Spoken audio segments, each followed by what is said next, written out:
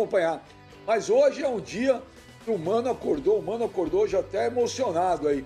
Então, em cima dessa emoção do meu menino, vamos para a enquete. Vamos para a enquete do dia. Olha lá. Se o Diego Souza faz o gol pro Vasco, o Corinthians conseguiria reverter o resultado em 2012? Por que a pergunta? Porque hoje fazem 8 anos daquele jogo que, na minha opinião, foi o jogo que deu o título a Libertadores pro Corinthians. O jogo contra o Vasco, onde teve aquele lance do Diego Souza, o Alessandro perde a bola. Nós temos aí o lance separado, produção? Temos o lance aí? O Diego... Olhando o lance hoje, a gente percebe que havia escolhas melhores para tentar fazer esse gol, né? Uma delas era realmente com o espaço que ele tinha, a distância que ele tinha para o goleiro, era puxar. Ele não precisava nem dar um drible desconcertante, Benja. Era só no timing ali de ver que o Cássio já tinha caído, entendeu? Ele praticamente entraria reto no gol. Vamos ver então, vamos ver como é que tá a nossa enquete aí. É porque os caras falam, bom, por que tá tocando esse assunto? Não, porque foi dia 23 de maio de 2012, esse jogo que, na minha opinião, foi o jogo que foi o título da Libertadores do Corinthians em 2012, foi esse jogo aí. Eu acho que se o Diego Souza faz o gol, o Corinthians não reverteria aquele dia, por melhor que o time era, mas tinha aquela pressão, aquela neurose toda de nunca ganhar Libertadores, tava um jogo difícil, o Vasco tinha um baita de um time também. Ô, gente, tinha Juninho Pernambucano naquele time do Vasco. Aí os clubes do Rio voltarem aos treinamentos. Acho que foi... Isso tem muito a ver com pressão, né, Benja? Pressão dos clubes em cima dele, mostrando que precisam voltar a jogar futebol, que os cofres estão cada vez mais secos. Tem uns que já tem cofre seco aí há muito tempo, né? Mas há uma pressão muito grande por parte da torcida, dos clubes. E então eu acho que ele acabou sucumbindo a isso. Se bem que, como a gente disse na semana passada, Benja, ele não tinha proibido, conforme ele mesmo depois mandou uma nota oficial, distribuiu para a imprensa, né? Ele tinha recomendado os clubes a não treinar. Agora, se ele liberou agora, fica agora a questão da Federação de Futebol do Rio de Janeiro. Se vai dar continuidade ou não ao campeonato. Os times podem treinar, está liberado. Se a Federação de Futebol do Rio de Janeiro determinar o reinício do campeonato para daqui 30 dias, por exemplo, aí cada um assume o seu posicionamento, né? Eu acho que nós corremos ainda um risco muito grande, entendeu? Ontem foram mais 1.001 mortes. O Brasil voltou a passar de 1.000 mortes num dia. É o segundo país no mundo hoje com o maior número de infectados pelo Covid-19, só está atrás dos Estados Unidos, ultrapassou a Rússia. Não é? Lembrando que a Rússia tem uma população ainda maior do que a do Brasil, mas o Brasil conseguiu ultrapassar a Rússia. Não sei, eu acho precipitado. A gente está vendo a Alemanha, a Espanha vai voltar também. Mas são países que conseguiram, com uma rígida quarentena de 2 meses, controlar a epidemia. Então eles já estão podendo fazer essas coisas. O futebol voltar, as pessoas indo para a rua, outros se divertindo nos parques, né? Então isso já pode ser feito. Aqui no Brasil, como não há controle nenhum e a epidemia ainda está no auge, eu acho um risco muito grande, entendeu? Agora, cada um faz o que acha melhor, entendeu? Eu optaria por seguir as orientações médicas, sanitárias, de quem conhece o assunto. Agora, aquilo que eu falei agora, se a opção do prefeito Crivella é optar pela volta do futebol, porque o futebol vai ser um entretenimento para as pessoas, vai deixá-las em casa mais ainda, porque elas não têm o que fazer e vão assistir os jogos, é uma posição. Eu não faria. Eu acho um risco muito grande.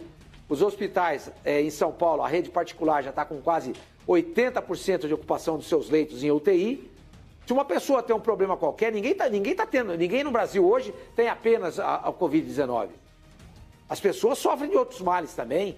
A gente noticiou ontem o problema do Vadão. Ele está hospitalizado e o problema dele não é Covid-19. Se uma pessoa tem um ataque cardíaco, precisa ir para o hospital, precisa passar por uma cirurgia, precisa de um leito de UTI. Se uma pessoa tem um problema, outro qualquer, se envolve num acidente caseiro, sei lá, cai da escada, quebra uma perna, precisa ir fazer uma cirurgia para colocar o osso no lugar, não tem UTI. Então, se todo mundo for para a rua, vai ficar pior. Já está complicado. Já está complicado. Indo para a rua vai ficar mais complicado ainda. Desculpa me estender um pouco mais, mas eu acho que há um grande equívoco por parte do prefeito do Rio de Janeiro. Mas ele é o prefeito do Rio de Janeiro, foi eleito democraticamente e tem o poder para tomar essas decisões. Ele assim o fez. Tomara que isso não venha a resultar em mais mortes e ocupação plena dos leitos em UTI no Rio de Janeiro. Alguns jogadores do Flamengo se manifestaram nas suas redes sociais. Vamos dar uma olhada em alguns posts aí de jogadores do Flamengo? A produção está separando aí, nós vamos colocar muitos jogadores aí comemorando volta aos treinos, citando aí os cuidados que o Flamengo tem tomado. Vamos postar, vamos colocar aqui, Gabigol, feliz em voltar a fazer o que amo. Obrigado, Flamengo, por todos os cuidados e responsabilidade nesse momento difícil. Mas tenho certeza que vamos superar isso juntos. Esse é o post do Gabigol. Bruno Henrique, que alegria em poder voltar a fazer o que mais amo. Observação, protegido e com muita responsabilidade. E o mais importante disso tudo é saber que eu e minha família estamos sendo acompanhados todos os dias pelo Clube de Regatas do Flamengo, juntamente com o departamento médico e tal. Esse é o Bruno Henrique. O Gerson, voltamos seguros, confiantes e sendo muito bem cuidados. Obrigado, Flamengo, por nos permitir voltar a fazer o que amamos com total segurança. Olha, são posts aí de jogadores do Flamengo, vocês viram o Gerson, o Gabigol, tá aí o Rodrigo Caio. O futebol é nossa maior alegria. Obrigado, Flamengo, por nos fornecer toda a estrutura e cuidados possíveis para treinamentos em segurança. Vamos em frente aos poucos e tudo dará certo.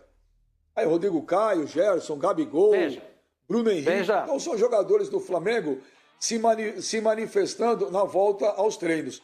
Eu liguei, eu gostaria muito de colocar alguém que realmente tem embasamento para falar alguma coisa, né? Eu fiz contato com o doutor Tanuri, do Flamengo, né? Por sinal, um cara super bacana, super atencioso, ele que é o responsável por estar fazendo todos os protocolos, os exames, ele é o que está organizando tudo isso aí. Mas, infelizmente, o Flamengo não deixa ninguém falar.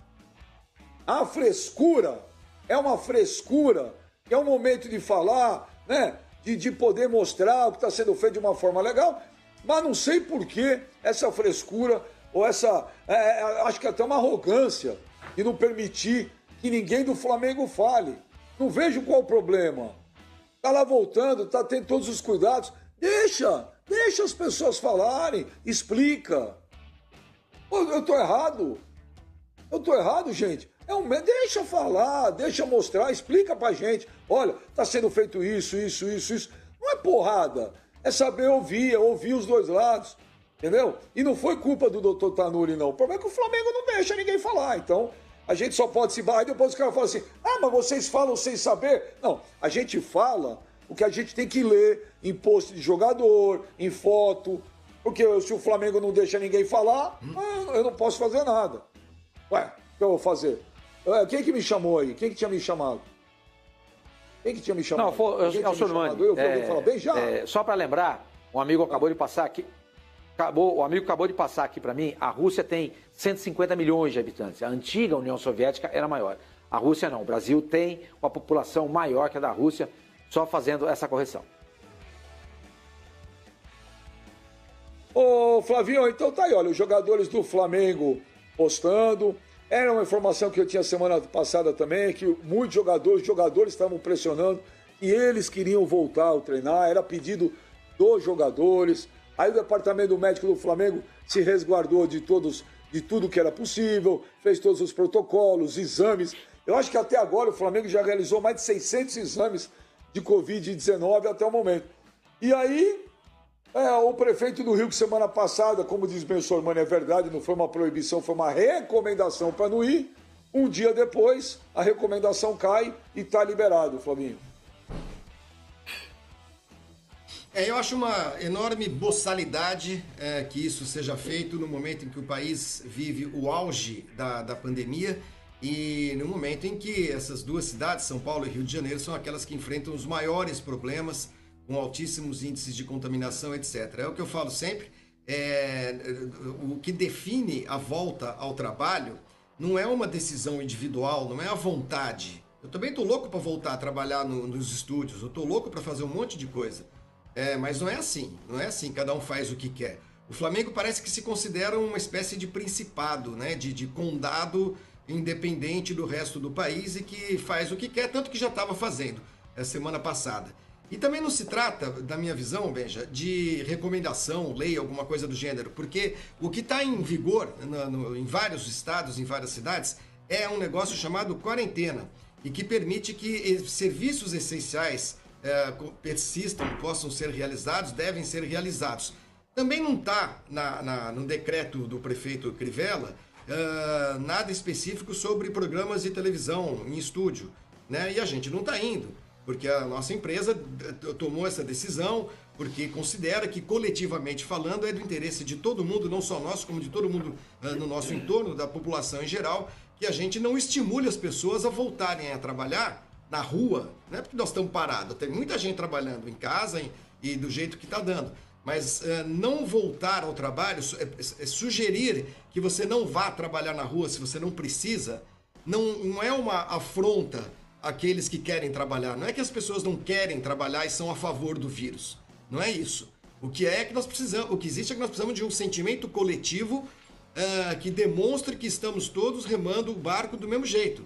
Mas há empresas, há setores, há um clube de futebol, há clubes de futebol que acham que não. Ah, não, mas os jogadores querem. Pô, e daí?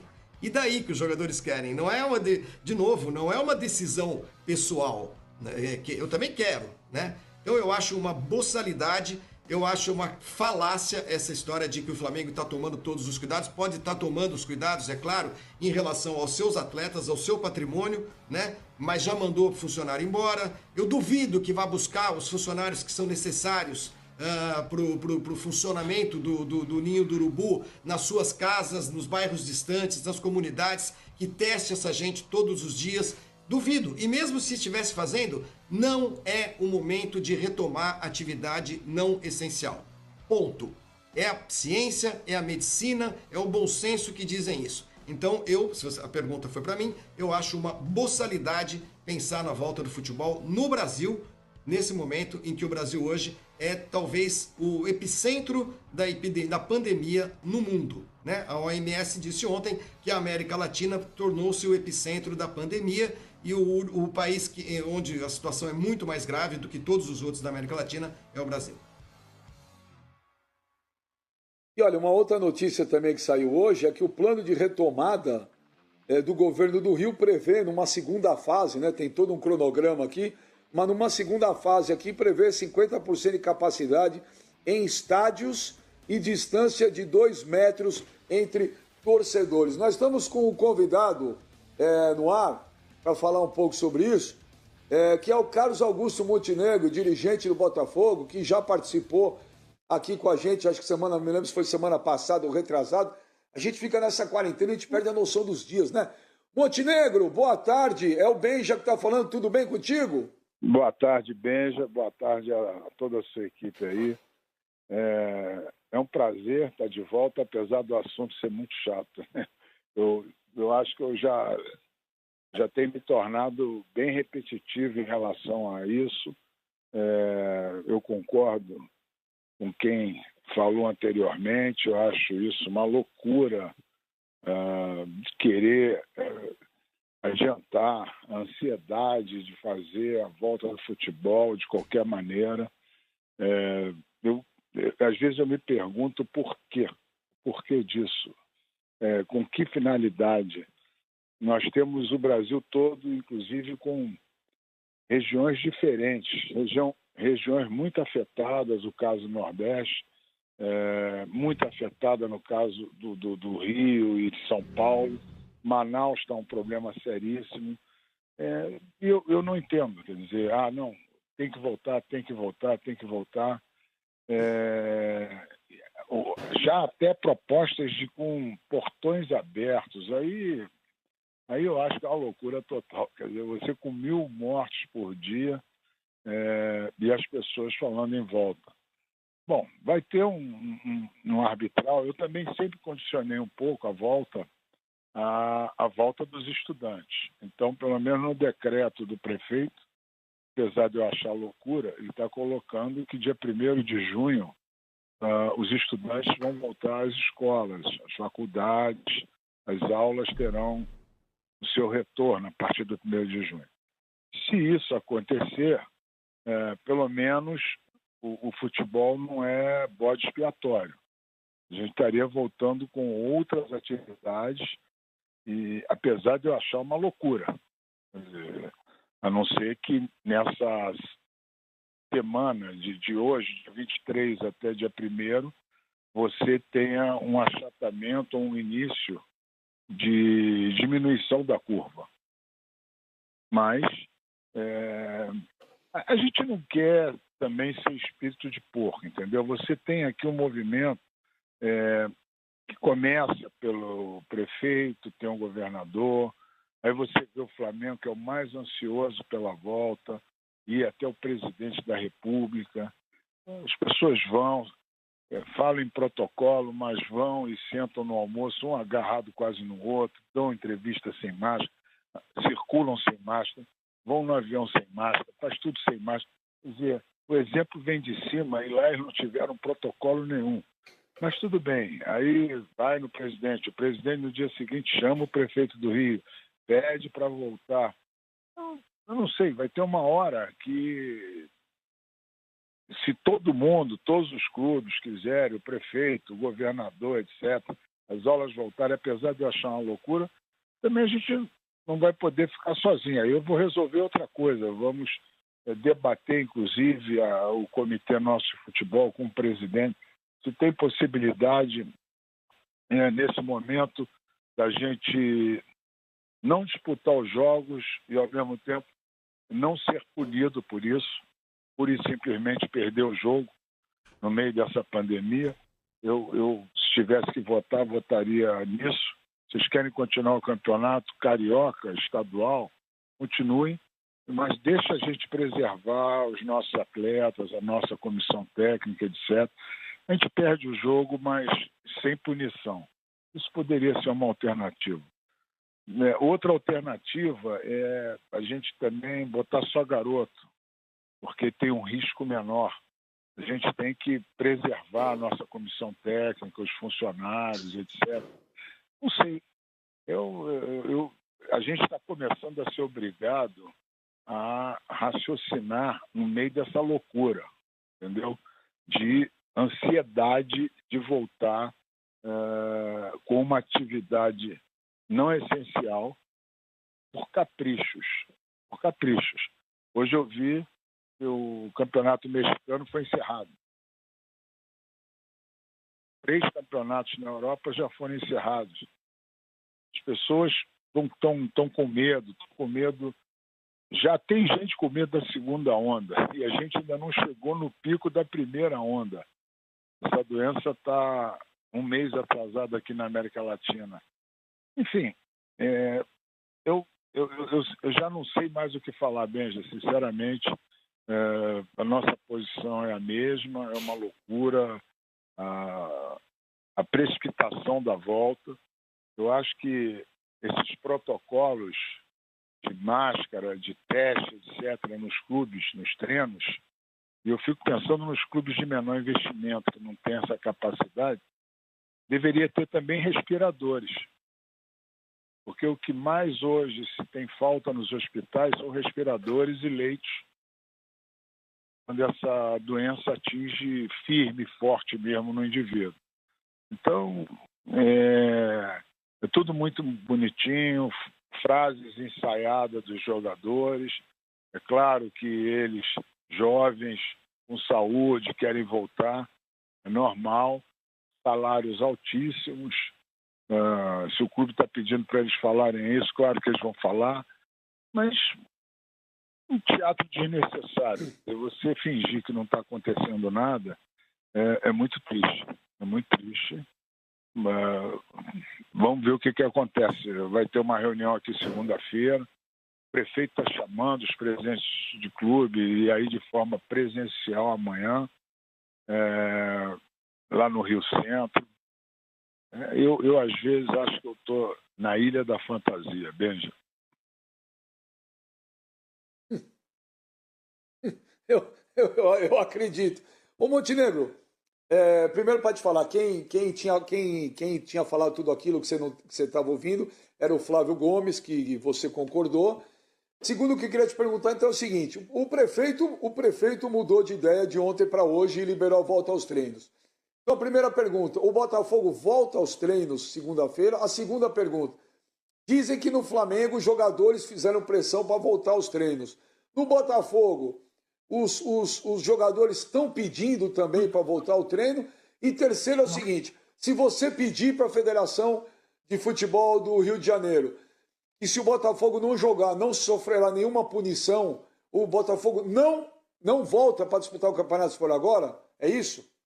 Vamos por partes. Sua primeira pergunta. A gente não tem conversado, a gente acha até falta de respeito conversar isso com os jogadores no sentido de volta. A gente nunca conversou sobre esse assunto, nem eles também. Me parece que todos eles estão preocupados e nenhum deles falou conosco em relação à volta do futebol. A segunda pergunta sua é em relação a voltar aos treinos na segunda. Não, a gente nem se preparou para voltar aos treinos na segunda. A gente achou isso uma loucura tão grande, essa conversa o tempo todo, principalmente em dias em que o número de mortes está sempre ao redor de 1.000, e o Brasil se tornou hoje o segundo país do mundo mais contaminado, que a gente não pensou em voltar aos treinos. Se realmente a gente resolver voltar aos treinos, vai ser daqui a uma semana, 10 dias, não sei. E a terceira coisa é uma opinião minha. Nós somos um comitê, o presidente do comitê é o presidente do clube, o meu querido Nelson Farrege, e eu vou colocar na mesa essa possibilidade, se houver, de a gente não jogar. Não atrapalha a vida de quem quer jogar, quem quer se arriscar, quem quer da gente não jogar, caso não haja punição. Isso é uma proposta que eu vou fazer. Eu não sei se vai prevalecer, entendeu? Mas as 3 perguntas estão respondidas. Abel Neto, faça a sua pergunta para o Carlos Augusto Montenegro, dirigente do Botafogo. Boa tarde, Montenegro. Prazer ter você aqui com a gente no Fox Sports Rádio. E insistir nessa pressão, essa pressa do Flamengo para voltar aos treinos na frente de todo mundo. Você já disse que é difícil entender, eu também fico pensando difícil entender, mas passa pela minha cabeça. Pode ter uma questão financeira aí no meio, obviamente, né? Pressa de preparar os jogadores e de repente ter uma vantagem quando as partidas voltarem, essas coisas começam a passar na minha cabeça. Na sua, o que passa? Por que esse desespero, essa pressa do Flamengo em treinar antes dos outros? E mais, queria juntar também com a situação do Botafogo. Até quando o Botafogo aguenta financeiramente sem os jogos? Qual é a situação de momento do Botafogo? Não, o Botafogo, começando pela sua segunda pergunta, Bel, o Botafogo aguenta o ano todo. Por 2 anos, se for possível, se o que tiver em jogo vidas humanas, a gente tem que aguentar o tempo que for preciso. Vai ter uma hora que a gente vai chamar os jogadores, se o negócio estiver muito sério, faz um acordo e um dia eles voltam, ou não. Agora, a pressa do Flamengo, quer dizer, por um lado, eu não entendo, porque o Flamengo está com a mania de que ele está, como eles dizem, como é que é mesmo, outro patamar. Então eles já estão chegando a um patamar de que eles estão achando que eles jogam sozinhos. Entendeu? Porque para eles, eles estavam disputando um estadual e uma Libertadores. Libertadores, ninguém fala em jogo, em treino, em nada. A América Latina toda contaminada, milhões de casos no Peru, no Equador, etc. Ninguém fala em jogo. A Argentina, acho que já suspendeu o campeonato, etc. Então, eu não sei contra quem que o Flamengo vai jogar nas Libertadores. Porque para você ter um jogo de futebol, você tem que ter adversário.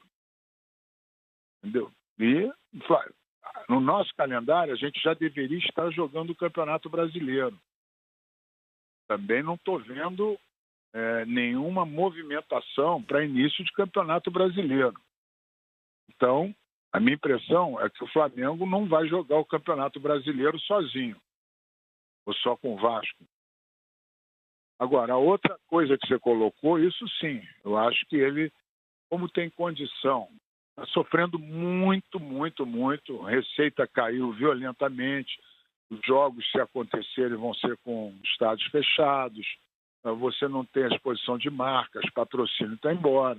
Tiveram que renovar contratos com o Gabigol, o treinador pagando milhões em euros, etc., apesar de terem fixado o euro. Então, há um certo desespero. E eles querem também ter uma vantagem competitiva, porque se está treinando, mesmo correndo risco, etc., e outros não treinaram, ele, num determinado momento, vai ter uma vantagem competitiva, porque a gente nunca parou tanto tempo no futebol. Normalmente, no final do ano, é um mês de férias, depois você volta 2, 3 semanas de pré-temporada, etc. Agora, uma doença que ninguém conhecia e continua não conhecendo, só vai ter essa solução com uma vacina, a gente está indo para 90 dias. Eu sei que isso é sério. Nunca aconteceu isso. Então, obviamente, estão querendo arriscar um pouco, mas tentar se movimentar. Estou vendo o campeonato alemão voltando agora, estava até assistindo os jogos, mas um outro ritmo, bem devagar e muita gente se machucando, mas sempre lembrando que eles lá estão 30, 40 dias na nossa frente dessa doença. Então já passaram protocolos por pico da doença, volta. Então, mesmo assim, com cuidados, os jogos, portões fechados, etc., existe a preocupação. O que me deixa um pouco sem ação aqui no Brasil é que a gente está escolhendo a hora do auge, do pico. 1.200 mortes, situação do Rio e São Paulo muito dura, alguns pensando em lockdown. Manaus, Fortaleza, problema seríssimo. Eu sei que tem alguns estados e cidades que não estão com uma situação tão grave. Mas nós estamos falando de Rio e São Paulo. Só Rio e São Paulo no Brasileiro tem metade dos times são daí, entendeu? Então, eu acho estranho isso, escolher o pico da pandemia, escolher a dedo, entendeu? E esquecendo a vida humana. Eu fico triste nisso, quer dizer, eu tenho falado, quer dizer, o Flamengo no ano passado já passou por um drama. Eu falei isso com o Benja da última vez que eu tive o prazer de estar com vocês. Passou por um drama no Ninho do Urubu, vários garotos morreram. Problema, um trauma. Eu acho que o único clube no Brasil que já perdeu uma pessoa para o corona foi o Flamengo.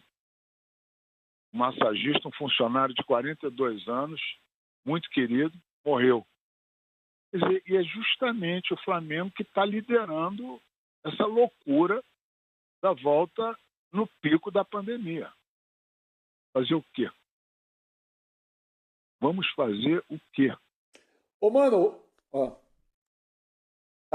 vamos fazer o quê? Ô, mano, faça a sua pergunta pro Carlos Augusto Montenegro aqui com a gente ao vivo no Fox Sports Rádio. Tudo bem, Montenegro? Prazer falar contigo. Boa tarde. Prazer. Montenegro, o governo do Rio de Janeiro emitiu um pacto pela saúde e pela economia do estado do Rio de Janeiro, inclusive citando uma possível retomada das atividades envolvendo o futebol.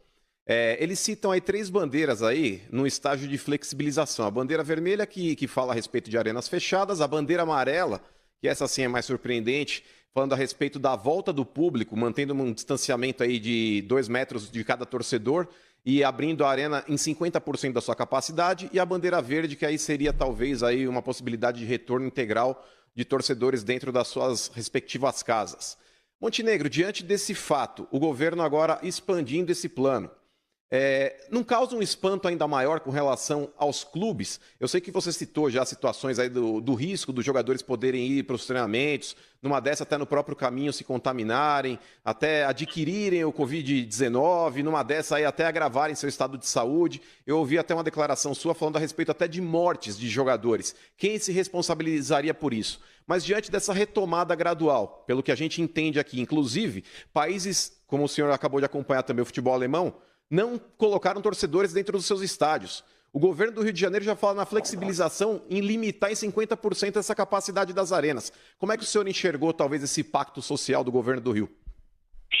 Olha, eu não gostei. O que eu não gosto, quer dizer, eu acho que isso tudo são iniciativas válidas. O que eu não gosto, cara, é a hora que está se falando isso. O que me incomoda é você falar isso no auge, no pico de uma pandemia. Se você fala isso, as mortes já tiveram em 1.200 e amanhã vão estar em 300, em declínio, é uma coisa super louvável, vamos discutir, é por aí mesmo. Mas eu acho que falar nisso agora, falar em bandeira verde, amarela e vermelha, está faltando uma bandeira azul, que é vida. As pessoas não estão pensando nas vidas. Eu acho que, independente até de você preservar ou ter protocolos para zelar pelos seus jogadores, funcionários, eu acho que isso é uma falta de respeito com a população. Estão com bandeira meio pau. Eu acho esquisito você ter uma fila de gente indo treinar ou indo jogar e uma outra fila de gente indo enterrar seus entes queridos. O ambiente, o momento, o sofrimento da população, o medo de se contaminar. Então, eu acho que você ter planos é uma coisa importantíssima, um plano de saída dessa pandemia. O que eu não estou entendendo é o momento disso. A gente ainda não chegou no auge, entendeu? Não adianta também, existe uma...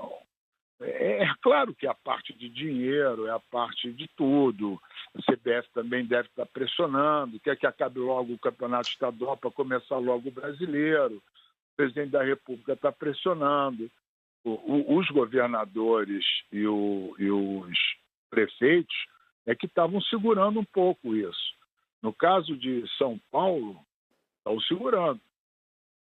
Você não vê falar tanto em treino em São Paulo, em retomada maluca da noite para o dia, no auge da pandemia, eu não estou vendo falar em São Paulo. Pelo contrário, estão tentando feriadão, estão pensando se vai ter lockdown ou não, estão fechando rua, estão fazendo rodízio. As pessoas estão preocupadas e tentando coisa, mas ninguém está preocupado com treino em São Paulo. Pelo menos não chega para mim isso aqui no Rio. Agora, aqui no Rio, a preocupação maior é a volta dos treinos e a volta do futebol. Tá? O estado do Rio de Janeiro inteiro, a população inteira, todo mundo querendo treinar. Está todo mundo querendo treinar. Esquece morte, esquece corona, esquece tudo. O importante no Rio de Janeiro é treino.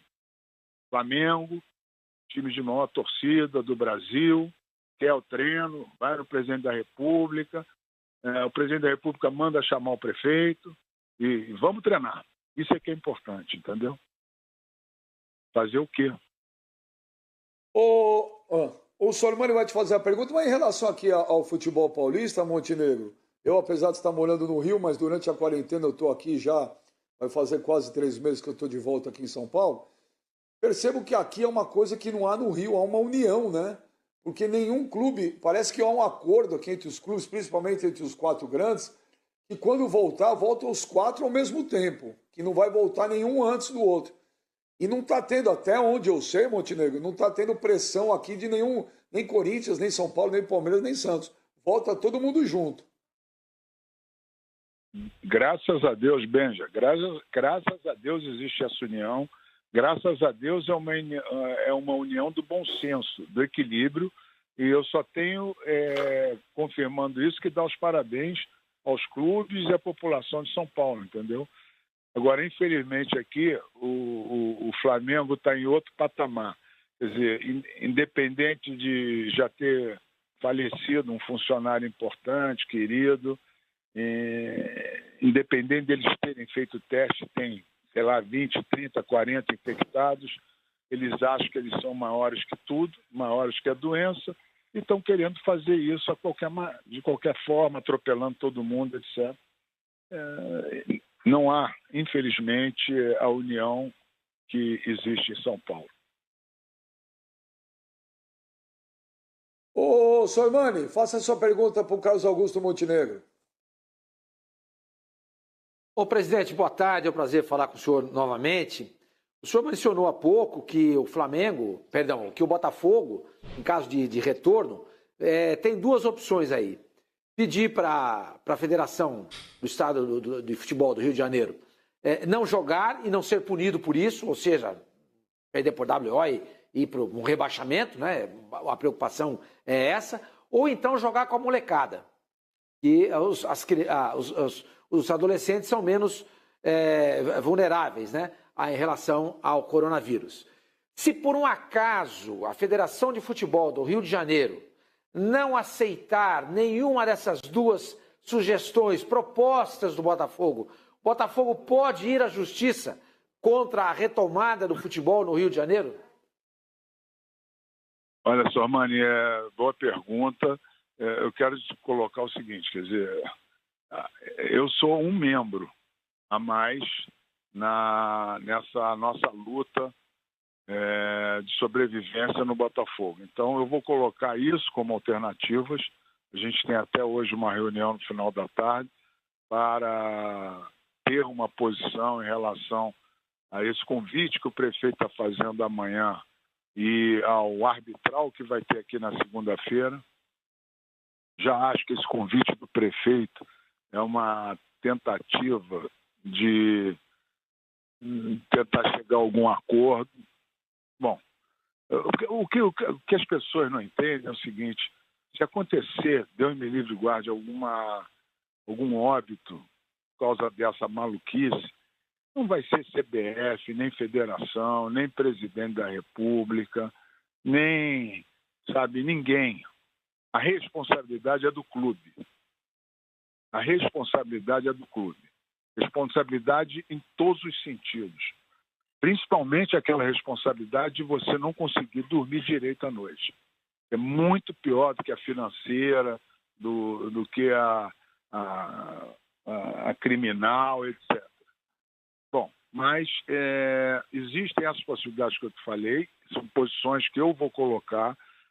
A punição de rebaixamento a gente não tem. Se perder os pontos no estadual, a gente está, sei lá, em 4º, 5º. Estadual que não está valendo muita coisa. Os clubes nem levaram a sério. O próprio Flamengo jogou com o Sub-23 o tempo todo. Eu só não quero que a gente seja prejudicado no futuro, etc. Só entender que é uma posição nossa, a gente não vai contra a maré, isso seria o ideal para mim, não jogar. A outra, de jogar com garotos, seria diminuir o grupo de risco. Mas tudo seria garoto, até técnico. São técnica, tudo. eu não vou expor o Paulo Autuori com 64 anos para participar de toda uma maratona no momento de pico da pandemia. Porque dá a impressão que os jogos caem do céu, entendeu? Não, as pessoas às vezes não sabem que tem toda uma preparação. O atleta, a comissão técnica, o funcionário tem que sair de casa, tem que ter um percurso, chega no clube, tem que ter uma série de coisas, aí tem o treinamento. Treinamento, tudo que você vê no treinamento é contato. Senão é um treinamento bobinho. Porque se vai para o campo e para treinar, 2 toques, coletivo, o que for, é para ter contato. E contato é diferente de distanciamento. Aí depois você tem todo o trajeto de volta. Então, eu tenho que preservar, seria uma segunda alternativa.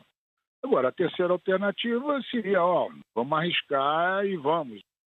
Existe uma alternativa também, dependendo da data mais ou menos imaginada para a volta dos jogos, você treinar menos tempo em relação aos outros, você teria uma desvantagem muito grande em função de 90 dias de paralisação, mas paciência, é uma desvantagem que, na minha opinião, é melhor do que colocar gente em risco de vida. Então, mais uma vez, eu parabenizo os clubes de São Paulo, principalmente no sentido de voltarem todos juntos, entendeu? E, quer dizer, aqui, esse negócio do Flamengo está virando uma soberba, sabe? Não pode treinar, o prefeito diz, vai lá e treina escondido. Aí tem que drone, helicóptero, idade total. Eu já usei tantas palavras para definir isso, entendeu? Então, é uma irresponsabilidade que para mim não tem explicação. A gente tentou explicar o problema do faturamento.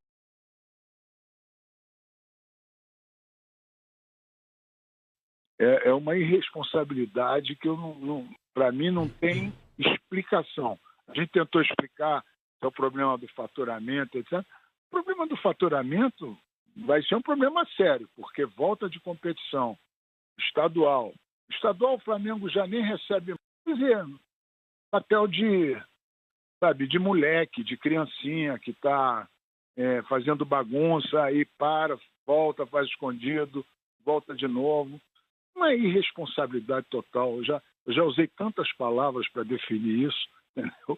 Então, é uma irresponsabilidade que para mim não tem explicação. A gente tentou explicar o problema do faturamento, etc. O problema do faturamento vai ser um problema sério, porque volta de competição estadual.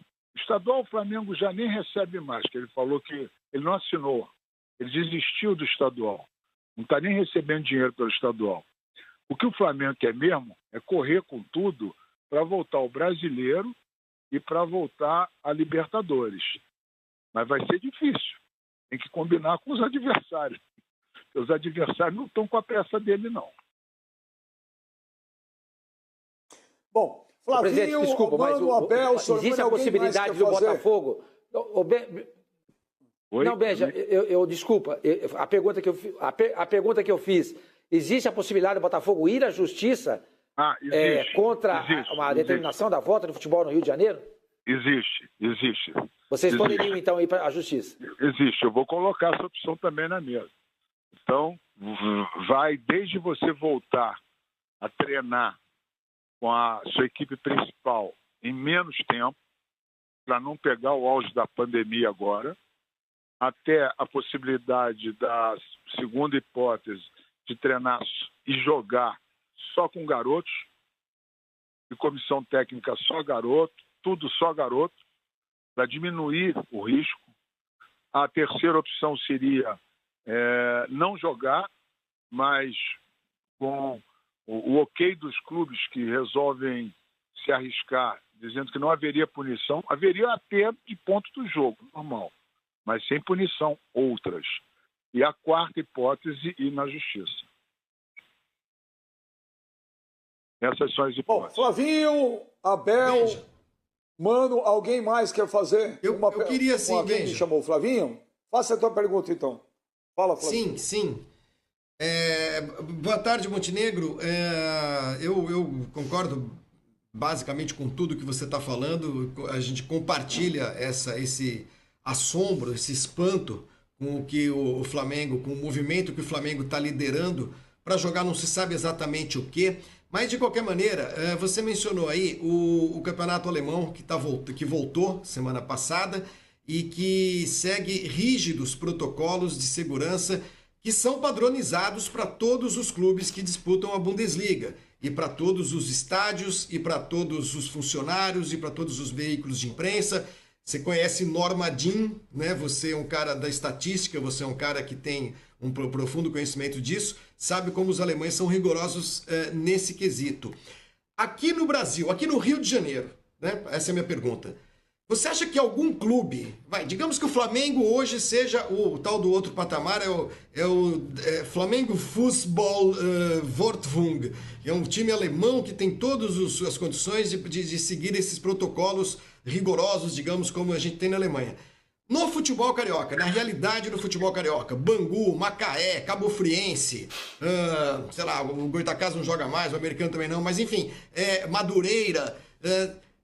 Alguém realmente, Montenegro, acredita que vai ser possível seguir protocolos de segurança rigorosos, rígidos, padronizados, como aqueles que permitiram a volta do futebol na Alemanha? Tem realmente alguém nesse meio do futebol que acredita nisso? Inclusive do Principado da Gávea, não? Não, olha, eu não acredito. Eu não acredito. Eu estou com você, eu não acredito. Deve estar havendo alguma ajuda, tem gente fazendo intercâmbio com laboratórios.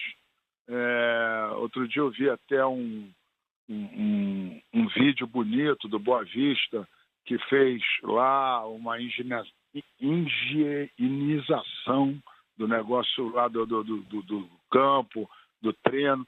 Mas o Boa Vista também é um clube que já está num estágio um pouco maior, etc. Porque eu até perguntei, eu conheço muito o presidente do Boa Vista, perguntei quanto custou, etc. Pô, é um valor que os outros clubes não vão ter condição de fazer, os outros clubes menores, entendeu? Então vai ser feito um negócio meio sei lá, a meia bomba, porque esses outros... Outro dia eu vi o presidente do Vasco falando, não, os jogadores vão chegar de carro, já vem de carro com a roupa trocada, já vem, vai embora, não vai nem tomar banho, vai embora e vai para casa, tal, de carro e tal. E, cara, e como você falou, os jogadores do Cabo Friense têm carro? E os funcionários do Cabo Friense têm carro? Os jogadores do Macaé têm carro? A comissão técnica tem carro? Vários jogadores não têm carro, vai muita gente de transporte público, de ônibus, de metrô, de bicicleta, de qualquer forma. Pô, e esse pessoal depois vai para casa. E essas pessoas têm hábitos na vida dela. Às vezes para conversar com 3 amigos quando vai chegando em casa. Às vezes para tomar um refrigerante ou uma cerveja com alguém. Esses hábitos não são tirados da noite para o dia. Esses hábitos vão continuar. E você vai jogar contra essas pessoas. E eles vão estar contaminados. E quando eles voltam dos treinos deles, eles vão estar contaminados. Ah, não, mas tem que testar. Testa. E aí? Testa antes do jogo, antes do treino. E depois do jogo. Se o cara... não tem que testar no dia seguinte. Isso não existe. O cara já foi para casa com o vírus há muito tempo. Então, é precipitação. Não saber esperar passar o pico da pandemia e começar a descer. É falta de respeito e para quê é que eu não entendo. A pergunta é para quê? Para jogar contra quem? Vamos supor, dá tudo certo, começa o campeonato estadual correndo e tal, no dia 10 de julho está tudo pronto aqui. Ó.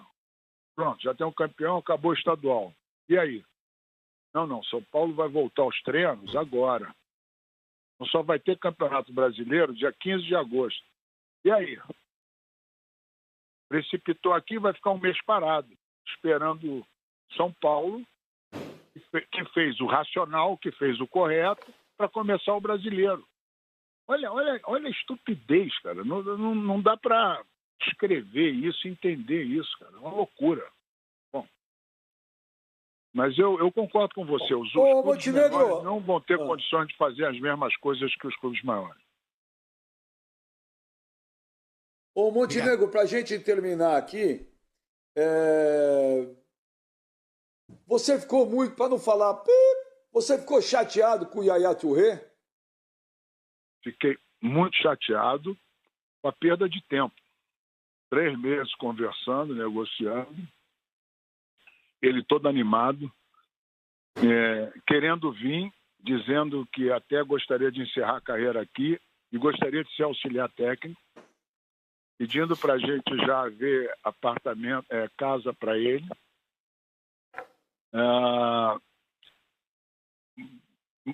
Se mostrando interessado o tempo todo e, de repente, com uma proposta lá para ser assinada. Obviamente, a gente diminuiu a velocidade em função da pandemia, porque agora não dá para ele vir, não tem aeroporto, não tem torcida, não tem jogo, não tem televisão, não tem treino, justamente não tem nada, nem ele lá, não pode sair. E, de repente, a gente é surpreendido com um vídeo de um candidato a presidente do Vasco, eleição que vai ser no final do ano, e o candidato, o papel dele legítimo, se aproveitou de um conhecimento que tem com um amigo dele e deve ter rolado alguma luva, alguma coisa, e foi muito bom para ele. Fez uma campanha de marketing excelente. Ele pegou uma ideia nossa, que a gente foi pegar o Yaya lá no fundo do baú, e se aproveitou e se deu bem, nada contra ele. E o Yaya, faltou um pouco a palavra, faltou o caráter. Bastava ele falar para a gente o seguinte: olha, eu não quero ir, ou eu não vou assinar, ou receber uma proposta maior. Só bastava isso. Isso aí seria um papel digno, entendeu? Então, não foi um papel correto de uma pessoa com caráter. Depois, pensando com calma, eu vi que acabou sendo bom, porque ele deixou uma coisa segura por uma coisa que pode acontecer ou não. Então, ele não está com essa vontade de jogar, com essa garra, doido para jogar, não está. E se ele tivesse doido para jogar, teria vindo com a gente. Não ia arriscar vir só para jogar fevereiro do ano que vem. Esse aspecto foi bom porque a gente conheceu o caráter dele e viu que ele não estava com essa disposição toda. Mas é uma situação chata. Ele podia só ter falado com a gente que não queria, que é a coisa mais natural do mundo. A gente já teria virado a página. Agora, só foi chato por isso, mas já está enterrado. Esse assunto acabou, viramos a página. Ô, Montenegro, para a gente terminar, que você é um cara sincero. E você mesmo, da outra vez que entrou aqui, falou que o Botafogo tem sérios problemas financeiros. Como é que o Botafogo ia pagar o Yaya Touré, ô Montenegro? Da mesma forma que a gente está pagando o Honda. O movimento que o Honda fez no sócio-torcedor, ele conseguiu arrecadar para o Botafogo de janeiro a março 6 milhões e 100 mil reais no aumento de sócios torcedores. O custo do Honda é em torno de 3 milhões e 400 por ano.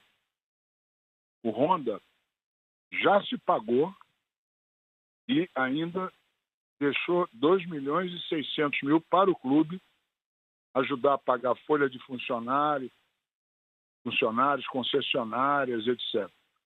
Então, no Yaya, a mesma coisa. O aumento de sócios torcedores não só pagaria o salário dele, como também ajudaria o clube em outras coisas. Então, o Botafogo não tem dinheiro, está se virando, está procurando uma outra alternativa, mas essas iniciativas do Honda e do Yaya, que acabou não acontecendo, são pagas pela torcida. A torcida tem ajudado muito o Botafogo.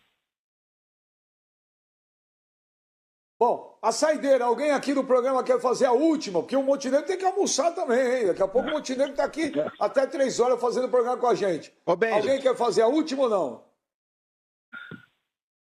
Eu, mano? Quem me chamou? Então fala. Presidente, inclusive, desculpa até, força do hábito, né? O senhor não é mais o presidente, mas o senhor é realmente uma força dentro do Botafogo. O Ricardo Rotenberg, ele falou a respeito de outros jogadores aí que poderiam vestir a camisa do Botafogo. Inclusive o Calu, ou quem sabe até mesmo o Robin, que parou de jogar já no final do ano passado, enfim. Existe ainda uma outra tratativa com algum outro jogador de renome internacional dentro do Botafogo? Olha, a gente estava vendo outros jogadores, etc. Mas, olha, sinceramente, a gente agora, a gente levou aquela pauladinha na cabeça e resolvemos dar uma mergulhada. Vamos ver o que acontece. A nossa prioridade é a reta final que a gente está para transformar, separar o futebol do clube, da parte social, e fazer o SA, o clube empresa. Essa vai ser a nossa prioridade e vamos aguardar um pouco, porque a gente notou que a gente está com boas ideias. O Honda já foi um sucesso, o Yaya a gente buscou e já levaram ele embora da gente. Então não é bom a gente falar mais nada não, porque vem outra aí e vai levar a nossa ideia também, entendeu? Vamos segurar um pouquinho. Mas, o Montenegro, tá chegando para mim agora a Gazeta dello Sport de hoje. É de hoje, hein, Montenegro? Tô vendo aqui, 23 de maio, hoje. Olha o que tá aqui na Gazeta dello Sport de hoje. Que o Botafogo e o Vasco estão querendo o Balotelli. Isso tá de hoje. Tô com o jornal aqui na mão.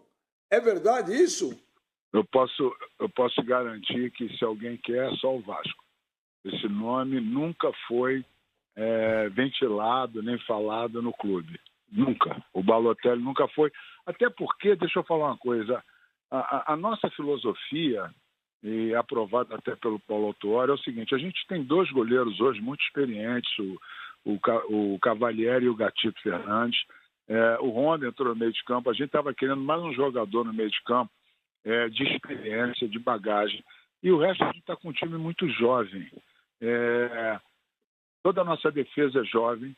Aí tem um pivô ali, o Caio Alexandre, é jovem. O ataque com o Bruno Nazário, o Luiz Henrique. Aliás, tem muito clube europeu sondando o Luiz Henrique, Pedro Raul, Luiz Fernando. É um time muito jovem. Então, a gente quer, no meio de campo, experiência, jogador que joga bola para passar para os jovens e ter um time bastante veloz. Essa é a nossa filosofia. A gente escolheu ir por esse caminho. Quando você traz um Balotelli, por exemplo, você mata jogadores novos, o Pedro Raul, jogadores da frente, entendeu? E aí é mermícia, você ficar trazendo jogadores de nome, mas matando a possibilidade de jovens que têm potencial de crescer. Então, a gente está pegando pessoas consagradas, mas numa posição que a gente não tem e numa posição que ajudaria a reerguer mais os jovens. Mas posso te garantir que esse nome nunca foi colocado em discussão no nosso comitê. Ô, Montenegro, queria agradecer demais a tua participação. Obrigado aí, sabadão. Sei que você está com a tua família, almoço em casa, de quarentena. Ficou aí um tempão batendo papo com a gente. Mas que você é bom de papo, né, Montenegro? Quando a gente voltar ao normal as coisas aí, em breve, se Deus quiser que tudo volte ao normal, nós vamos chamar um dia para você fazer esse programa aqui, que você tem a cara desse programa aqui. Tá certo? Obrigado, Montenegro. Um abração aí para você, viu?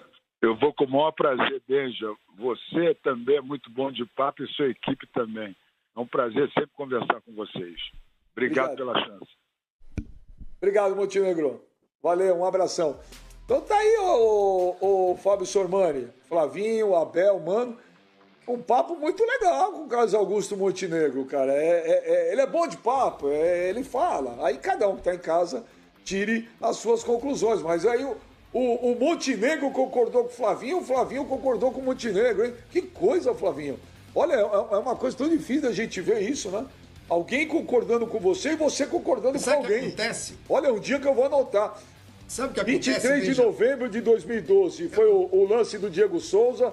23 de novembro de 2019 é o dia que o Flamengo, há 6 meses o Flamengo ganhava a Libertadores. E 23 de maio de 2020, Abel, o Flavinho concorda com alguém e alguém concorda com o Flavinho. Oh, que dia histórico, cara. 23, cara. Vou guardar esses dias. 23 de maio sempre acontece alguma coisa. E é o nome da avenida, aqui em São Paulo, onde o Flavinho põe o lado dele para andar forte a 35 km por hora.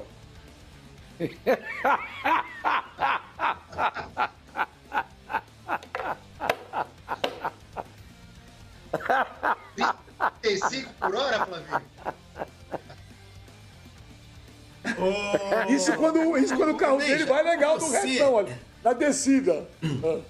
Você deve ter faltado às aulas de história, porque 23 de maio, não sei se você como bom paulistano deveria saber muito bem o que essa data representa para os paulistas e tudo mais. Além de ser aniversário de algumas pessoas importantes também. Mas o 23 de maio, para do seu amigo, avenida que hoje é uma parte da avenida que é o eixo Rio Norte-Sul da cidade de São Paulo, e que essa data é muito marcante para a cidade ou para o estado, porque foi quando 4 jovens militantes pelo movimento constitucionalista acabaram sendo assassinados, morreram, né, na reação das tropas federais de Getúlio Vargas em 1932. MMDC, Martins, Miragaia, Drauzio e Camargo. Agora você, na sua escola, você só ficava falando de futebol, Benjamin. Você devia levar 0 nessa matéria. Não, acontece o seguinte, é que aqui é um programa de futebol, então eu levei para os assuntos só futebolísticos, né? Porque aqui, se fosse um programa de história, hoje provavelmente estaremos falando sobre isso. Então eu falei de 23 de maio de 2012, o Diego Souza, 23 de maio de 2019, o Flamengo conquistava a Libertadores 38 anos depois em cima do River Plate. 23 de maio, a avenida que o seu lado põe 35 quilômetros na descida, ali na descidinha, chegando no Obelisco. E 23 de maio de 2020, o dia que você concordou com alguém e alguém concordou com você. E foi o Montenegro. Olha, esse dia é o dia também que o Flavinho também arrumou. E também é o dia que o Flavinho arrumou mais uma inimizade na vida também. É graças ao dia 23 de maio. Tá certo, Gomes? Não é que eu arrumei uma inimizade, não é isso. Mas é que o dia 23 de maio, como eu tava falando pra você, negócio do MMDC, eu moro perto da Avenida 23 de maio. Eu tenho uma visão ali de um trecho da Moreira Guimarães, que é uma continuação. E um belo dia eu tava fazendo uma pesquisa no Google, rapidinho, porque eu não lembrava qual dos 4 que era garoto, né, do MMDC, que tinha morrido, era um garoto de 14 anos, e fui entrar no Google para botar ali 23 de maio, e a primeira coisa, quer dizer, vieram algumas informações, mas uma delas que apareceu, Benja, foi que 23 de maio é o Dia Internacional da Tartaruga. Aí eu olhei aquilo e falei assim, putz, a gente sabe que tem dia de tudo, né, no mundo. Dia de, sei lá, tem o dia do mico-leão dourado, tem o dia do homem, tem o dia da mulher, tem o dia de tudo. Mas eu não sabia que existia o Dia Internacional da Tartaruga. E aí, rapaz... E quem é que faz aniversário nesse dia, Flavinho? Foi uma coisa que eu precisei... Pois é, eu tive de fazer essa associação, o Sr. Mani, porque eu não conheço o aniversário de muita gente, de atleta, não sei essas coisas. Mas de um, pessoalmente, eu conheço, eu sabia. Né? Por quê? Porque sempre caía no final de semana do Grande Prêmio de Mônaco, que é hoje, inclusive, esse final de semana, e porque faz aniversário no mesmo dia do pai, é uma coincidência muito grande. É o Rubinho, o Rubens Barrichello, ele nasceu no dia 23 de maio, né? Hoje faz 48 anos, parabéns para ele, um grande abraço ao Rubinho, mas ele nasceu no Dia Internacional da Tartaruga. Agora, não é culpa minha, é o tipo de informação que eu precisava levar ao ar. Eu trabalhava na ESPN na época, e eu comentei, falei assim, gente, olha que coincidência, né? Existe um Dia Mundial da Tartaruga e o Barrichello nasceu no Dia da Tartaruga. Ele ficou muito bravo com isso. Já faz quantos anos que ele não fala comigo? 14 anos que o Rubinho não fala comigo. Mas não sei se é só por causa desse Dia da Tartaruga. Mas, enfim, aconteceu, é uma coincidência que a maioria das pessoas iria rir disso, né? Mas o Rubinho sempre ficou muito bravo com esse tipo de brincadeira, de coisa e de brincadeira. Nós ainda vamos arrumar dia... Agora não, na época de pandemia, está muito em cima.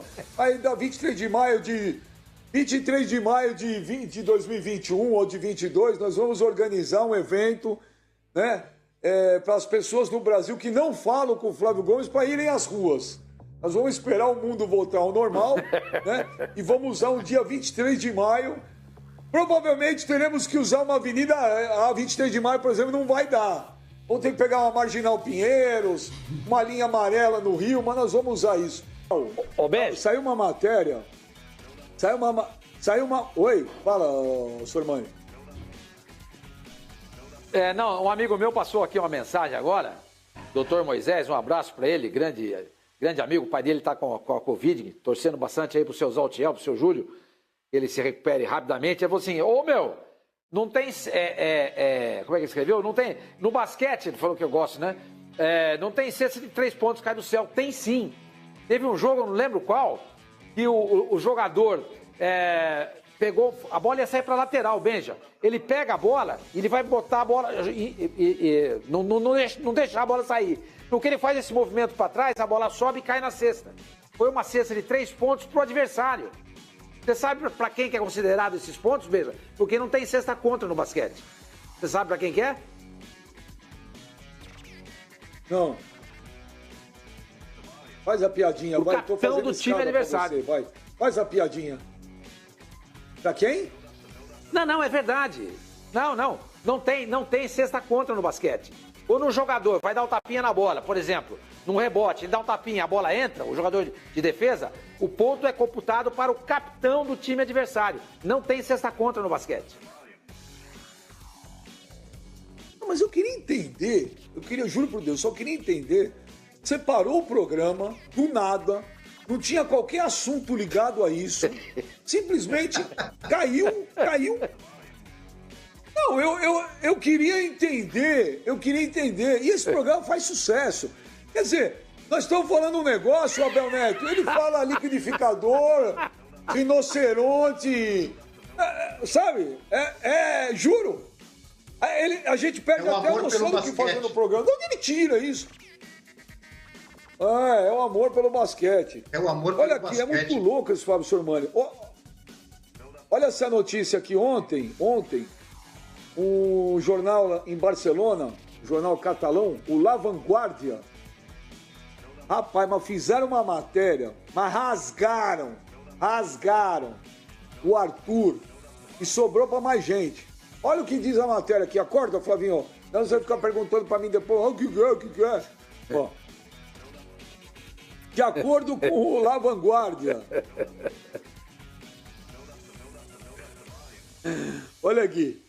Quando o Robert Fernandes, diretor do Barcelona, descobriu o Arthur no Grêmio, ele prontamente se deu conta de que havia encontrado uma agulha no palheiro.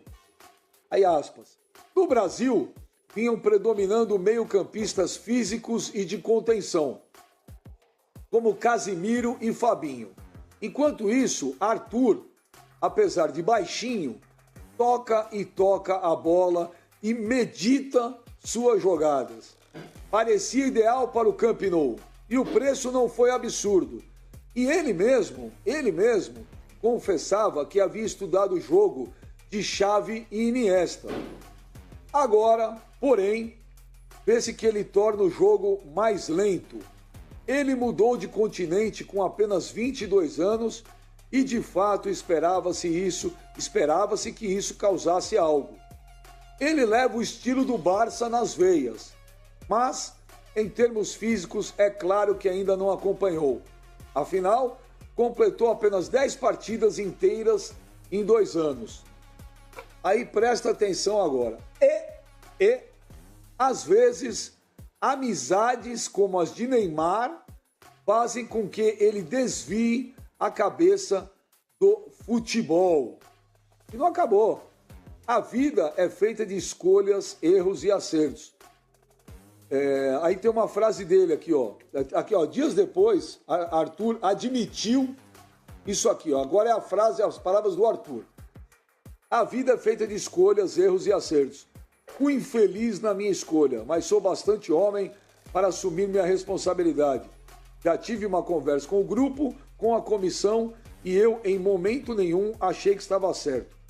Pedi desculpa, me ajudaram bastante em uma conversa de vestiário. Meus companheiros conversaram bastante comigo, sou grato. Comissão técnica também, dirigentes mostraram que tem preocupação, você se sente honrado. Foi um momento de muita dor. Eles conversaram comigo, me ajudaram, só agradeço. Novamente ele fala, admito o meu erro e só falo que não vai voltar a acontecer. Tenho muito que melhorar, profissionalmente e pessoalmente. Quando precisei de ajuda, me ajudaram. E sigo focado para fazer o melhor dentro de campo. Tá aqui, olha só. O que aconteceu com o Arthur, Abel Neto? Pois é, rapaz, um jogador que saiu do jeito que saiu do Grêmio, jogando a bola, estava jogando, que chegou à seleção brasileira, aliás, continua na seleção brasileira, mas é um jogador muito jovem, né? Estava tentando achar aqui, não sei exatamente qual a idade dele, mas enfim, esse tipo de oscilação acontece com os jogadores, principalmente quando às vezes o cara acaba se deslumbrando, né? A gente viu citação aí de amizade com o Neymar, enfim, viaja para lá, para cá, a festa de aniversário, etc e tal. Acho que o jogador tem todo o direito, a gente não tem nada a ver com a vida particular do jogador. Agora, a partir do momento que afeta na performance dele, pelo que a gente viu nesses relatos aí, teve problema que ele mesmo admitiu, o cara tem que fazer o que ele fez aí, pedir desculpa e tentar mudar o modo de agir dele. É como eu estava dizendo, um cara muito jovem, tem muita coisa pela frente, tem um grande futebol, não é o primeiro jogador que a gente vê chegar num grande time ou chegar no futebol europeu e não se dá bem ou não dá certo, né? Ele é pretendido pela Juventus, pode ser que vá para a Juventus ou que continue no Barcelona ou que vá para outro time, ele tem muito mercado ainda. E um grande exemplo que a gente estava falando até agora é o Gabigol, que foi para a Itália, não conseguiu jogar, foi para Portugal, não conseguiu jogar e está arrebentando aí agora no futebol brasileiro de novo. O Arthur acho que dá para se recuperar. Se errou, está admitindo o erro. Acho que acontece com jovens, ainda mais jogadores de futebol. Tem que colocar a cabeça no lugar e acertar para a carreira subir e não descer. Mano, tem os últimos jogadores brasileiros que foram, alguns jogadores brasileiros que foram para o Barcelona não viraram, né? Teve o Malcom do Corinthians que foi para o Barcelona, também não ficou. Felipe Coutinho não ficou. O Arthur tá com esse problema aí.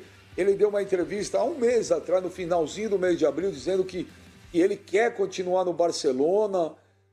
Mas os jogadores brasileiros aí, depois do Neymar aí, não tem dado muito certo lá não, hein?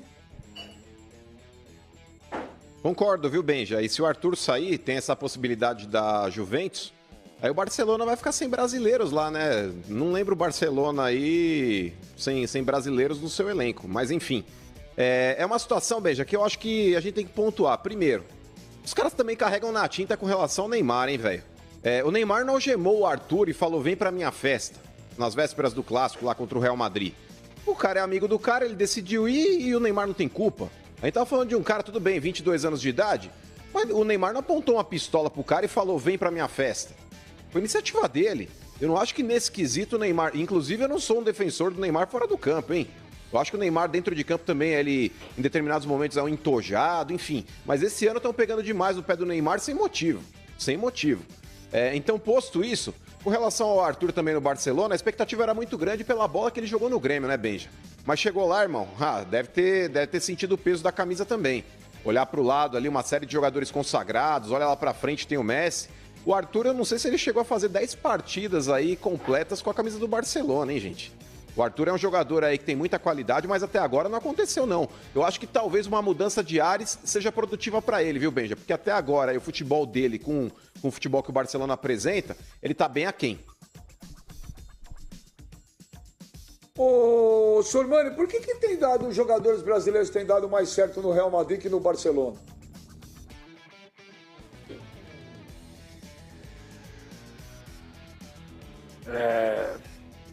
Mas quem que tá dando bem no Real Madrid? O Vinícius está indo bem, o Rodrigo Casemiro. também. O Casemiro, na verdade, é o jogador aqui. O Casemiro só vejo o Casemiro, entendeu? E outra coisa, o Neymar Marcelo. não tem tanta influência assim no Real Madrid, né?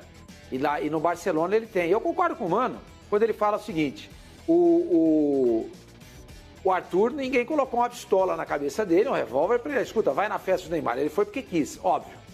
Mas ele é uma criança de 22 anos, não é um homem maduro, pronto, acostumado com a vida, sabedor do caminho certo e do caminho errado. Vamos dizer assim, vai, se bem que eu não gosto de dizer isso. O Neymar é má influência, gente. Todo mundo sabe disso. O que é isso? Ele é um ótimo jogador. Já falei aqui. Coloca o Neymar no mesmo patamar de Messi e Cristiano Ronaldo. Só que ele não tem foco. Ele vive fazendo esbórnia. Vive fazendo festa. Eu acho o Neymar má influência. Se eu sou pai de jogador ou agente de algum jogador, a primeira coisa que eu faço é o seguinte, Neymar é bom dia, boa tarde, boa noite, hein? Só, não passa disso. Então o jogador pediu desculpas. O Arthur pediu desculpas. Se ele está pedindo desculpas, é porque ele fez coisa errada. Agora, me chama a atenção, volto a dizer, o empresário, o agente do Arthur, eu não sei quem é, não ter se alertado para isso. Veja, já te contei uma história que aconteceu lá no meu prédio. Eu não vou tornar isso público, mas você sabe que eu falei para um jogador a respeito de uma situação semelhante a essa. Se você não se lembrar, eu passo para você pelo WhatsApp. E o preparador físico do jogador falou, eu concordo com você e falo o tempo inteiro para ele isso daí. Então, você lembra, né? Então você sabe muito bem o que eu acho. Eu, sinceramente, volto a dizer, se eu sou pai de jogador, se eu sou agente de jogador, olha, você vai jogar com o Neymar na seleção, beleza? Você vai ser amigo do Neymar, beleza? Mas é bom dia, boa tarde, boa noite. Pensa no jogo. O Neymar não tem foco. Não deixa ele te influenciar. E um garoto de 22 anos... acaba, até porque é o Neymar, gente. O Neymar tem um carisma, ele tem uma mídia, ele tem um apelo, ele tem um sex appeal muito grande. Então um jogador de 22 anos, pô, sou amigo do Neymar. Pô, o Neymar é meu amigo, o Neymar sabe meu nome. Pô, o Neymar falou que eu posso ser convocado para a seleção brasileira. Pô, que legal. O cara se deixa seduzir, é uma criança. Pergunta se o Casemiro se deixa seduzir pelo Neymar. Não se deixa, porque ele tem a mesma idade do Neymar. Ele já passou por um monte de coisa na vida. Já chegou no Real Madrid, não deu certo, foi pro Real Madrid B de Castilha, foi pro Porto, aí o Real Madrid foi lá e exerceu a compra de novo do Casemiro. Enfim, agora um garoto de 22 anos, você tem que tomar muito cuidado com esses meninos que andam com o Neymar, porque pode acontecer esse tipo de coisa. Volto a dizer, acho o Neymar um gênio, mas lamentavelmente, fora do campo, ele deixa muito a desejar. Mas aí eu vou te falar, o termo má influência, eu não concordo. É a opinião do Sormani. Má influência, acho um termo forte demais. É que eu interpreto má influência, cada um tem um conceito de má influência. Eu não acho que o Neymar é má influência. Eu concordo com o Sormani quando ele fala que o Neymar precisa estar mais ligado ali no movimento, no jogo, também acho. No futebol precisa ter. Mas má influência, eu não acho que é. O Neymar é um cara super do bem, é um cara bacana. Concordo que às vezes faz coisas que não tem necessidade. Agora, não considero má influência. Eu estava vendo hoje, o Sormani, Veja. Eu acabei a série Last Dance. Eu acabei a série do Last Dance, que é do Michael Jordan. Repito, o maior documentário de esportes da história é esse. Quem não assistiu tem que assistir. Convenci a Rê, minha mulher, a ver. Hoje comecei a ver de novo. Michael Jordan contando quando chegou no Chicago Bulls. Chicago Bulls era um time medíocre. Ele, dito pelos próprios caras do Chicago, né, Sormani? E quando o repórter perguntou sobre se ele via muita coisa errada lá. E ele falou, olha, eu estava um dia, era novato, todo mundo sumiu. Eu fui lá bater na porta, aí alguém falou, é um novato, não tem problema, deixa ele entrar. E aí o repórter perguntou, mas o que você viu lá dentro? Ele falou, o que eu vi, coisas que eu nunca imaginei ver. Isso tá lá no documentário. Ele falou, era um cheirando aqui, era um fumando ali, era mulher aqui, era mulher lá. Eu olhei e falei, bom, Não é isso que eu quero. Meu negócio é ser o melhor jogador de basquete. E fui embora e acabou. Tá certo, senhor Mano? Isso eu vi ontem. Hoje eu vi de novo. Falava do Jordan. Sim. Sim. E aí, e também Sim, é era um garoto, isso. era um novato, tinha seus 19 anos. Eu acho que é o seguinte também, senhor Mano, quando você quer ser alguma coisa, quer ser o melhor, ou você quer ser um dos melhores, você também não tem que ficar ouvindo A, B ou C. Então, não interessa a idade. Interessa. E o Arthur também é um cara de formação, tô falando para todo mundo. Tô falando para todo mundo. Entendeu? Você tem que saber também o que você quer, Flavinho. Por isso que eu não concordo, só a única coisa que eu não concordo é o termo má influência. Ô Benja, deixa eu falar uma coisa pra você. Antes? Na época o Jordan tinha 21 anos. O Jordan tinha 21 anos na época. Saiu do college no terceiro ano de faculdade.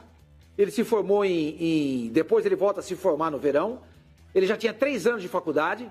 O técnico dele, o Dean Smith, era um mentor dele. Foi o mentor dele. Foi o cara que ensinou para ele o que era a vida. Ele escolhe North Carolina não à toa. Ele escolhe Carolina exatamente por causa do Dean Smith.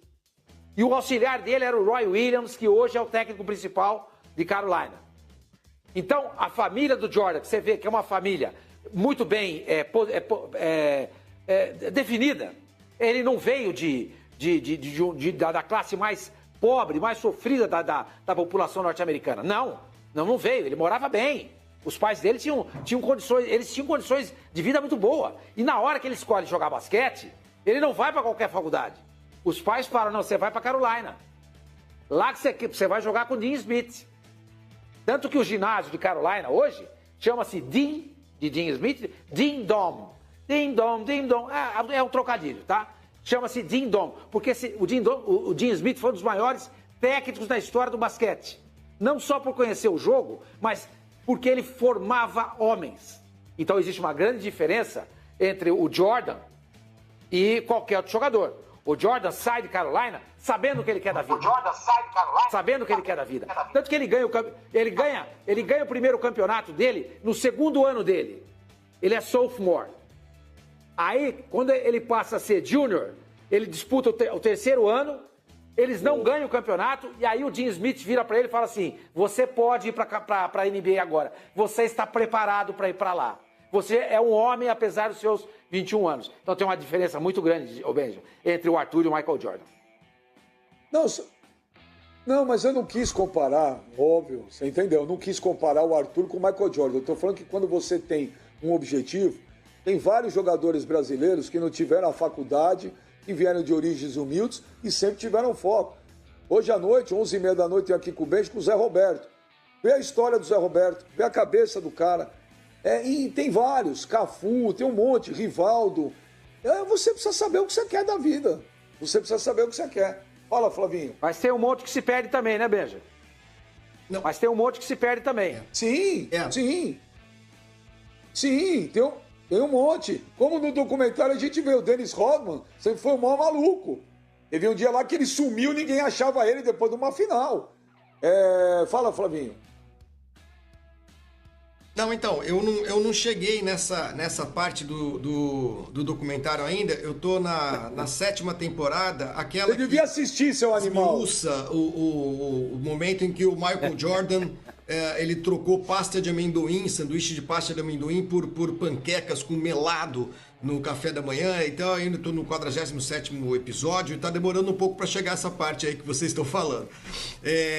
O negócio é o seguinte, o Arthur é claro que não foi obrigado a ir para a festa do Neymar. Eu acho sacanagem botar na conta do Neymar o mau futebol do Arthur, gente. O cara começou a jogar bem, chegou bem no Barcelona e depois, por alguma razão, desandou, né? Eu acho que é um pouco de crueldade das pessoas do Barcelona, de gente do Barcelona, jogar nas costas do pobre do Neymar, né? Nesse caso aí, a responsabilidade pelo mau futebol do Arthur. É um bom jogador, acho que tem muita condição de entrar no eixo de novo, talvez mudando de ares, talvez um empréstimo, alguma coisa assim. Agora, a questão da influência do Neymar é que o Neymar é um influencer, né? Ele não é mais só um jogador de futebol. Ele é hoje que se chama nas mídias digitais, um influencer. As empresas o contratam para ele vender tênis, refrigerante, roupa e não sei o que e tal. É um influenciador, né? Mas o jogador de futebol, o atleta, deve saber mais ou menos quem deve influenciá-lo, né? O tipo de sentimento que o Neymar desperta muitas vezes é esse. O cara quer ser igual ao Neymar. Mas, pô, o Arthur já jogou no Grêmio, campeão de Libertadores, está no Barcelona. Vai querer ser igual a alguém, quem quer que seja? Bobagem.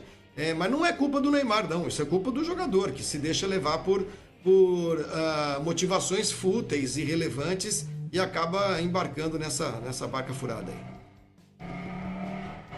Ô, Flavinho, você acabou me defendendo aí nessa questão. Quando você fala... Quando você fala... Benja, só para... O Flavinho me defende bem aí, obrigado. Você foi um ótimo advogado de defesa para mim. O Neymar é um influencer. Ele é um influencer. Exatamente. Eu não acho que ele seja um bom influencer. Eu acho que ele é um mau influencer. Por isso que eu usei, que eu acho que ele é uma má influência. É isso que eu acho. Ele influencia. O Neymar, eu volto a dizer, o Neymar, ele tem um carisma muito grande. Ele acaba influenciando as pessoas. As crianças veem ele com adoração. E mesmo os adolescentes, idem. E jogador de futebol que está começando também. Então, mas se o Neymar faz isso, o Neymar me convidou para uma festa dele. Caramba, eu vou. O Neymar convidou o Arthur para ir numa festa dele, nas vésperas do Clássico do Real Madrid. Não me parece inteligente da parte dele. Ô, Arthur, eu queria te convidar, mas não venha. Porque amanhã você vai jogar contra o Real Madrid e é muito importante esse jogo, até porque eu já joguei no Barcelona. Eu sei a importância desse jogo. Entendeu? Então, ele é um influencer, exatamente. Na minha opinião, ele não influencia bem as pessoas. Na minha opinião. Eu posso estar errado. Há uma diferença, senhor. E outra coisa, só estou falando sobre isso, porque o Ben já leu na matéria, só para terminar, o Ben já leu na matéria, tem uma parte da matéria que diz que, entre outras coisas, como é que ele fala aí, Benja, a respeito do Neymar? Lê de novo aí pra gente o que o texto fala sobre o Neymar. Fala exatamente, ele andar com o Neymar. Estaria prejudicando o futebol dele. Então, em cima disso, é que eu fiz o meu comentário, gente. Não é má companhia. Né? Vai falando aí, como mano. A gente, no sentido clássico... Não, mano, antes de você falar assim, quando a gente é criança, né? A avó, o pai, a mãe falam, você tá andando com más companhias e tudo mais e tal. O Neymar não é má companhia, ele é um influenciador. E aí cada um julga se as influências que ele espalha por aí são boas ou ruins. Para muitos jogadores de futebol, elas podem ser mais prejudiciais do que benéficas. Agora, outra coisa que jogador tem que você entender, jogador muito jovem, o Arthur nunca jogou com o Neymar, nunca foi companheiro de clube, nada. Quem organiza essas festanças são assessorias. Provavelmente o Neymar nem sabe que convidou o Arthur. Olha aqui, segundo a matéria do Jornal da Catalunha, o La Vanguardia, está escrito na matéria. Aí fala aqui, às vezes, amizades como as de Neymar fazem com que ele desvie a cabeça do futebol. Fala, mano. É isso que eu comentei. Então, Benja, Meu comentário é feito exatamente... Eu acho que essa situação, cara... Desculpa. Imagina. Eu acho que essa situação, cara, é muito particular de cada um. Mas eu acho que um cara com 22 anos de idade, por mais que possa parecer pouca idade, mas a gente já comentou aqui situações envolvendo jogadores de futebol, esses caras eles amadurecem muito rápido. Porque hoje em dia é diferente do que era no passado, né? Antigamente a gente falava a respeito de um cara de 25 anos de idade, é um cara que, sabe, ainda estava tentando, sabe, entrar num outro patamar. Hoje em dia um cara de 18, ele tá falando de uns baita de uns cavalos. Sabe, realmente uns caras aí diferenciados, até com relação a tudo. Hoje em dia o mundo ele tem sido mais precoce a cada dia. Então eu acho que um cara de 22 anos, eu concordo nesse seu prisma, Benja, com relação à postura do jogador. Ele precisa saber o que ele quer. Eu entendo o lado que o Sormani também disse a respeito, nossa, eu recebi um convite do Neymar, eu vou. Mas o cara ele precisa saber que ele tá no Barcelona. Ele precisa saber que ele ia enfrentar o Real Madrid. São situações que ele precisa saber o que é melhor para ele, não é quem tá convidando. Não é o mundo que pode estar talvez aí o assediando com relação a uma série de convites aí que são irrecusáveis, mas ele precisa ter foco na carreira. É um cara que já estava no Grêmio, não é que ele pintou assim, olha, nossa, apareceu no Grêmio em 2 meses foi vendido. Não, ele jogou muito no Grêmio, inclusive levando o Grêmio para um título de Libertadores. Ele teve foco ali. E ele soube lidar com a fama também, porque o cara tá por cima da carne seca. Numa cidade como Porto Alegre, que também tem aí os seus atrativos, o cara teve foco. Inclusive naquela Libertadores ele provou, mesmo não tendo sido eleito o melhor jogador da competição, que foi o Luan, mas na prática todo mundo sabe quem levou o Grêmio nas costas. Foi o próprio Arthur.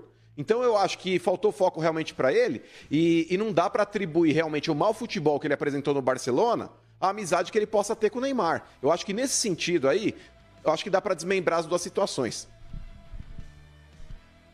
Veja. Ô, Abel, nós vamos fazer um intervalo, Abel Neto, não dá, tô atrasado. Abel, nós vamos fazer um intervalo e na volta você vai ver o jogador que fez gol, saiu do estádio e foi para a maternidade ver o filho nascer. Olha só que história. Mas depois do intervalo, a gente